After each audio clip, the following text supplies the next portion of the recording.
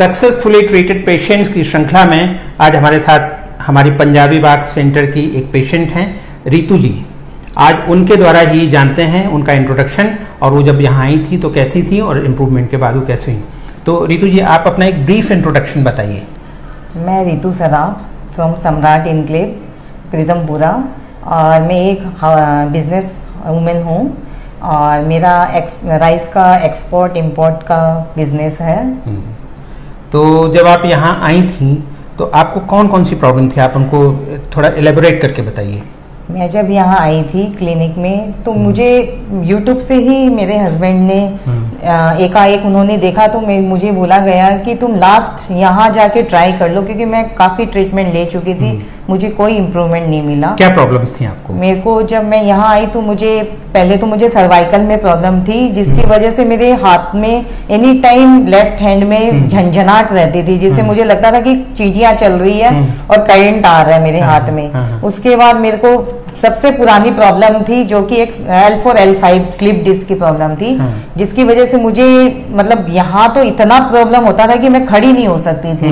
और प्लस मैं जब थोड़ी देर खड़ी भी हो जाती तो मुझे ये लगता मुझे यहाँ पे कोई मतलब मालिश कर दे।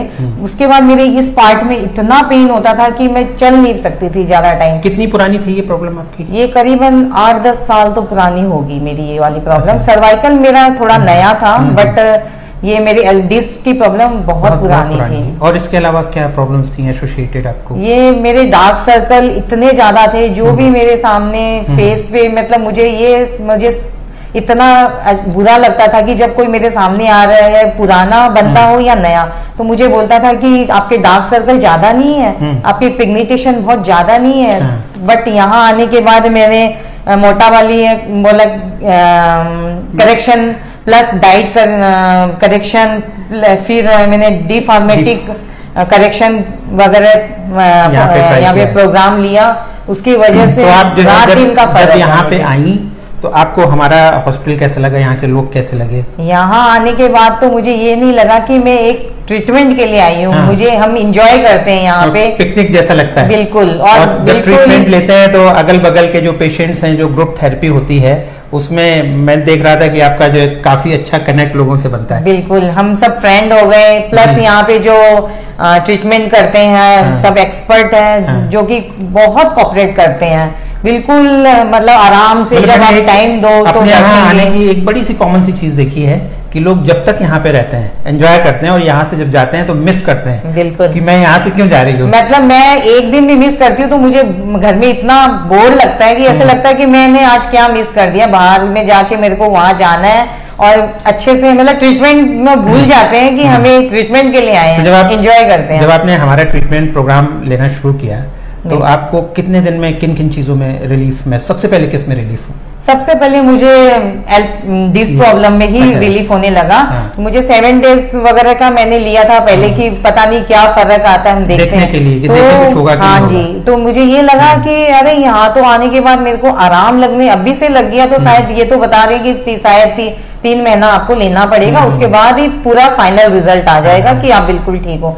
बट मैं तो अभी भी सर से मिली हूँ तो मैं यही बता रही हूँ कि मुझे बहुत आराम है। मैं शॉपिंग पे गई अभी कुछ दिन पहले तो मेरे हस्बैंड ने बोला अब तुम नहीं बोल रही हो कि मुझे पेन है, ना बैठना है, नहीं मुझे आराम है। और नहीं, सर्वाइकल में तो बिल्कुल मतलब ऐसा हो गया कि पूरा ही आराम हो गया मुझे। बिल्कुल। आप बोल रही थी डार्क सर्कल्स में भी आपको डार्क सर्कल में भी मतलब कॉम्प्लीमेंट्स मिल रहे हैं। हस्बैंड बोल रहा है कि मैं तो रोज देख रहा हूँ, तुम बाहर वालों भी कोई बोलता है? मिली हाँ, मेरे को तो जो भी मिलता है सब बोलते हैं। डार्क सर्कल्स के मामले में मैं एक चीज बता दूं कि डार्क सर्कल्स पूरी तरह से जाने में आपको 4 to 6 months लग जाएंगे। क्योंकि धीरे धीरे आपकी जो मेटाबॉलिक इश्यूज हैं वो एड्रेस होते हैं ना। जो हमारे ये डार्क सर्कल्स हैं, इसका सीधा सा हमारा जो कनेक्शन है वो लिवर डिसफंक्शन से है। जैसे जैसे हमारी मेटाबॉलिज्म ठीक होगी, जैसे जैसे हमारे लिवर फंक्शंस करेक्ट होंगे, वैसे ही हमारी ओवरऑल मेटाबॉलिज्म ठीक होगी, तो ये डार्क सर्कल्स आपके बिल्कुल डिसअपियर हो जाएंगे। आप अपने आप को नहीं पहचान पाए। आपने वेट भी थोड़ा सा लूज किया है। डॉक्टर विकास मेरा 4 kg वेट भी रिड्यूस हुआ है और मैं बहुत सेटिस्फाइड हूँ। अच्छा, हैप्पी क्वेश्चन कितना है, मतलब 10 में आप कितने मार्क्स हमें देंगी? मैं तो 10 to 10 में दूंगी। मुझे बड़ा अच्छा लगा, पास कर दिया आपने। बिल्कुल। तो बहुत बहुत धन्यवाद। आपको भी बहुत बहुत धन्यवाद रितु श्राफ जी।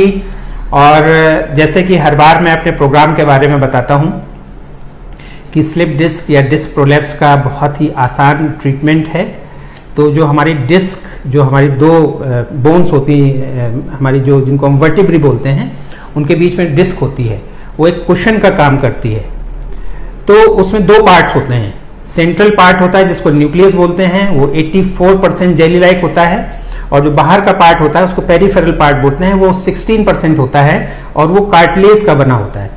कभी कभी क्या होता है कि ऑल ऑफ सडन हम झुके और अचानक से ट्विस्ट कर गए, तो एक पर्टिकुलर पॉइंट पे सडन जर्क पड़ने से जो फाइब्रस पार्ट है उसका वो रप्चर हो जाता है। उसके रप्चर होने से जो न्यूक्लियस वाला जो मटेरियल है, जेली लाइक मटेरियल है, वो बल्ज आउट होता है। बल्ज आउट होने से जो वहां से नर्व रूट पास हो रहा होता है उस पर प्रेशर आता है।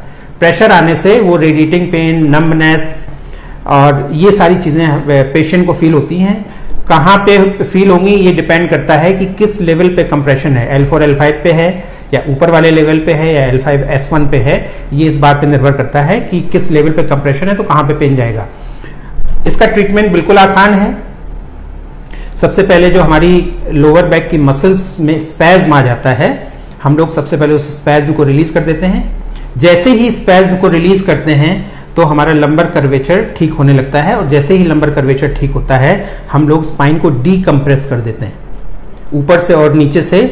ट्रीटमेंट नॉन इन्वेजिव है, किसी भी तरीके की सर्जरी, नीडलिंग या किसी भी तरीके के इंस्ट्रूमेंट्स का इसमें ट्रीटमेंट में उपयोग नहीं किया जाता है।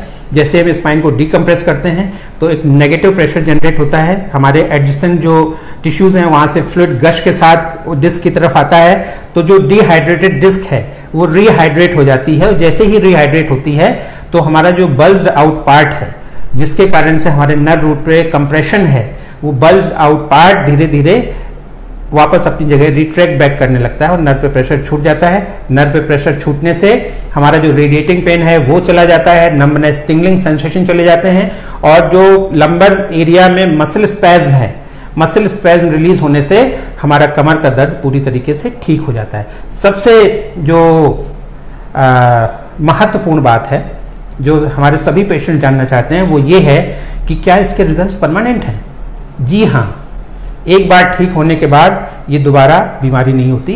कोई दूसरा कारण हो जाए जिसके कारण से आपको चोट लग जाए या कोई हैवी जर्क हो जाए तो वो होना एक अलग चीज़ है, लेकिन ट्रीटमेंट के बाद इसके जो रिजल्ट्स हैं वो परमानेंट हैं। ऐसे भी पेशेंट्स से मैंने आपके सामने बातचीत की है जिनका 20 साल पहले इलाज हुआ था और आज भी वो पूर्ण तरीके से स्वस्थ हैं।